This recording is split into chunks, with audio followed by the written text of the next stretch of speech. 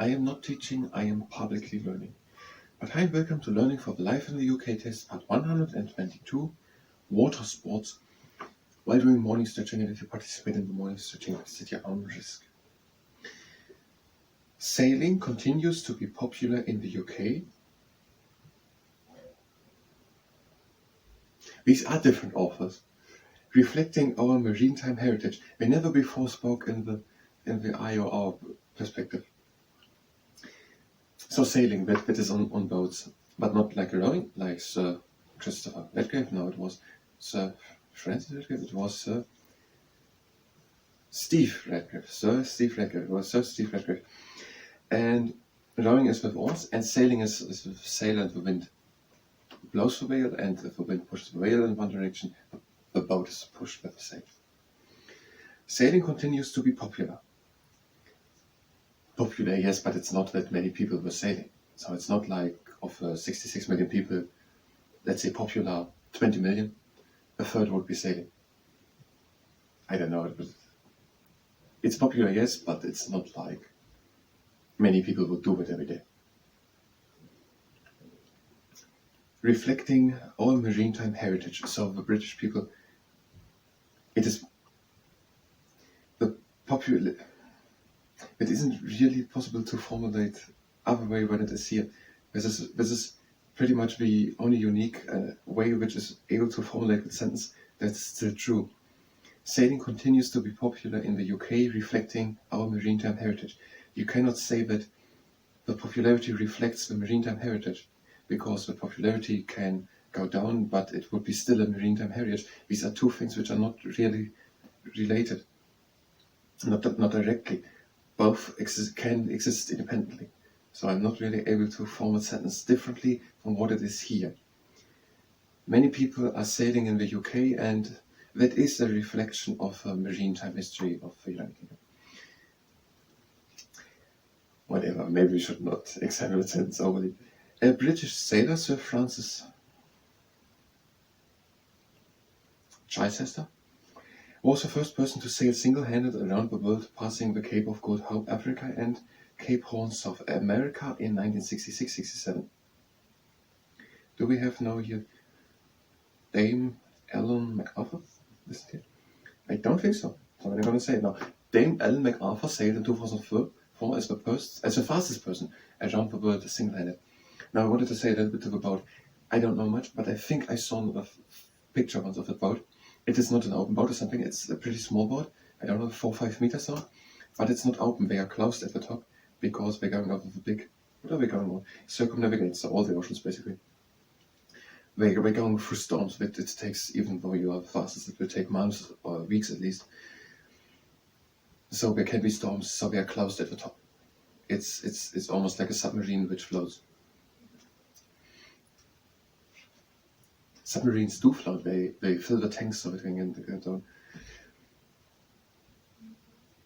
So, a British sailor, Sir Francis Chichester. Sir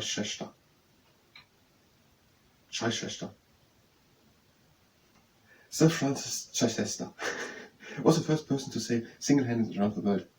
So the first person, Dame Ellen MacArthur, was the fastest in 2004. And no, but there was a person previously, and which was not, as was said, Sir Francis Drake with a golden hint, because he had around 60 other people helping him with maneuvering that big ship. The first one, doing it alone, single-handed, was Sir Francis Chichester. And that was in 1966 and 1967. And now we maybe get a little bit to circumnavigate. He passed the Cape of Good Hope, there you're going to take a globe, in South Africa, and Cape Horn, that is in South America, in 1966-67. 2 years later, Sir Robin Knox Johnson became the first person to do this without stopping. So in 1968-1969, there was Sir Robin Knox Johnson, and he also sailed around the whole world, along the Cape of Good Hope and the Cape of Horn.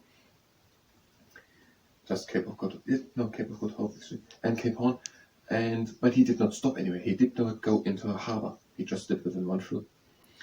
Many sailing events are held throughout the UK, the most famous of which is at Coves on the Isle of, I think it's Wight. Pronounced, it's Wight is written here. Many sailing events are held, so there are people coming together and they are sailing. The most famous of them is Coves. And Coves is at the Isle of Wight. Maybe you're going to look if you find the Isle of Wight. Rowing is also popular, so this thing which Sir Steve Redgrave did, is also popular, both as a leisure activity and as a competitive sport. So some people can do rowing. Rowing is an excellent sport for many things. Rowing can be, if other sports are for a person not really suitable, maybe rowing is a good sport. It can be done alone. It can be done by many different weathers, of course. You're all the time in the weather, but you don't have all the other things. And you don't have to run and stuff like that. And it's in the nature, you can do it alone, and it's a sport where you're all the time basically using all your muscles and so on. So it can be a sport as a great difference if other sports don't really fit for a person. You can at all the times manage how fast you row, how far you want to row. You can row very hard or just slowly. It can be really an opportunity for people to find a sport if other sports are not really suitable for a person. And it is done just as a leisure activity and also competitive. So people are just doing it for fun or relaxation or to get their mind free or to do physical activity or whatever. And it's also done professionally, competitive sports, who becomes the first one. There's a popular yearly race on the Thames between Oxford and Cambridge University. I said we probably get something to the Thames. We don't know still yet where the Thames is, but the Thames goes through London. And there's a yearly race between Oxford and Cambridge. Maybe you're going to look like that if you find Oxford and Cambridge. And so one of these rowing events is universities. I was just thinking between Oxford and Cambridge universities. So there is a popular race happening, and that is happening between the best rowers of the Oxford University and between the best rowers of the Cambridge University. Now Rowers is giving up and we have a morning stretching to do. So we will do nothing new anymore. In the next part we will then look for these 4 or 5, we will go through it all again, and then we look for these 4 or 5 geographical positions mentioned here. And we will then in the next part motorsports. So if you're here for motorsports, then you can go to the next part where we will do motorsports. And we're going to do now just morning stretching, and if you participate in morning stretching, that's at your own risk. Otherwise, motorsports and the next parts are just theoretical. We are doing forward shoulder circuits. We go on the back, up, and front, and down.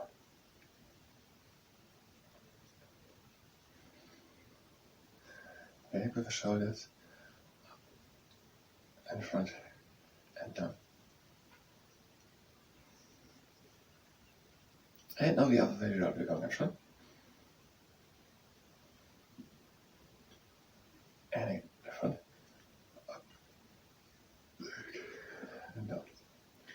In front, up, back, and down. And now we're breathing in and lifting the shoulders up. And breathe out, and let them fall down. And breathe again in and lift the shoulders up. And out. And again in. And out. And the last time, breathe in, lift the shoulders up. And out.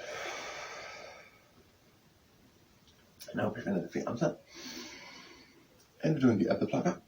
We're reaching high, pretending to take an apple which is hanging high on an apple branch. Take it and turn it a bit around, and then to harvest these apples. And we're just keeping normal breathing.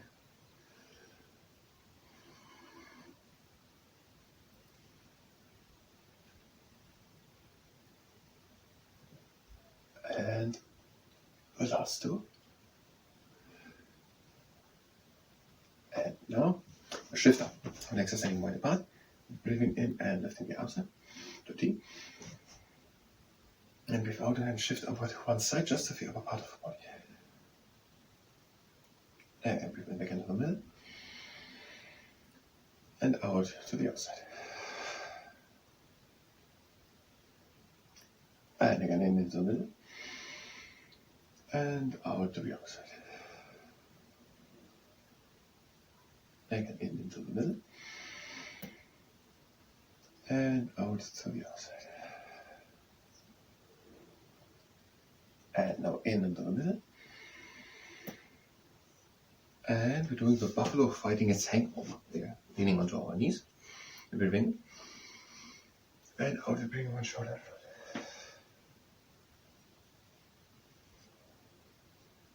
And breathe in the shoulder back. And out again the shoulder in front. And breathe again in the shoulder back. And out one shoulder in front. And breathe in the shoulder back. And out one shoulder in front. And breathe in. And now we're just hanging down. And breathing deep in through the nose into the chest. And out over to one leg. Breathe again in. And out over to the other leg. Breathe again in. And out into the middle. And breathe again deep in. And out we're coming slowly up and round back, making it the top of the back with the shoulder. Now the garden pose, the toes are pointing to the outside. We're having an underland space between the heels. We're breathing in and lifting the arms up. And we're breathing out and we're sinking down. And we're placing the elbows against the insides of the knees. And breathe in and pretend to come with the back up against the wall. And breathe out and come with the back. And breathe again in. And out again into the garden pose. Breathe again in. Straighten out the back. And out again up with the back. Again breathe in. And out for the last time to the garden pose. We're breathing in. And out we're coming slowly up in one straight line.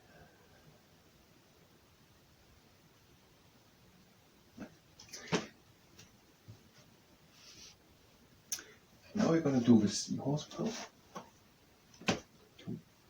Having a good standing leg, the placing of the heel of the mobile leg on top of the knee of the standing leg. Because only if you can do it without injuring yourself. We're breathing in. And out we're sinking down. So Hanukkah is celebrated for 8 days, and for 8 days Hanukkah in November, December. Hanukkah, November, December.